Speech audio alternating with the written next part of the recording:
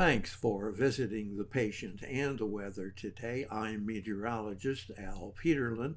I'd like to talk about the weather stress forecast for February 14th, 2026. We do keep additional graphics available at tpatw.com, and we maintain a patient weather storefront on Amazon. Amazon purchases made through our Patient Weather storefront support the activities of Patient Weather.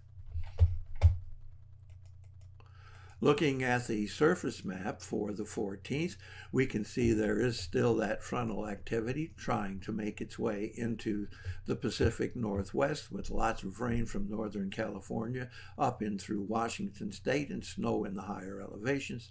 However, the focus of activity will be this developing low in Oklahoma. Its cool front hanging south all the way to Brownsville.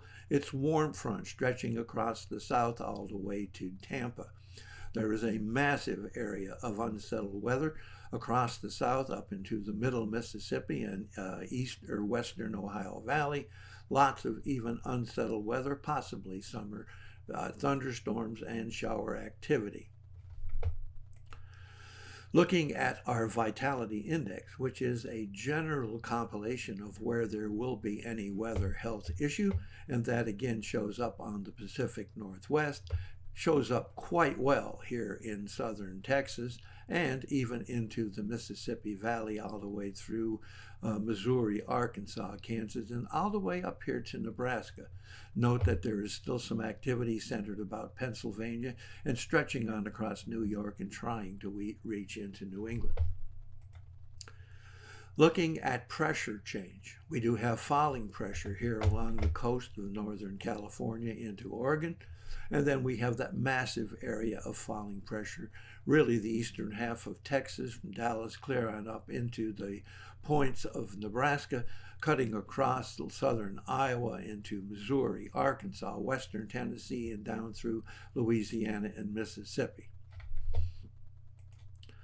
Looking at temperature change, actually been warming up reasonably well, and there will be some more warming here across Arizona and up in the middle Atlantic states. Looking at dew point change, and that'll be significant with this more spring-like storm, we have those falling dew points to the west, but significantly rising dew points up through the Mississippi Valley and across the east, and really reaching on up into the northeast. And the vapor pressure pretty much confirming the same thing, although we show that significant dry down in West Texas and then increase in vapor pressure here to the east and on, and especially across the south, even into Florida. Looking at the change in oxygen availability, we will have that risk of migraine along the coastal areas of California.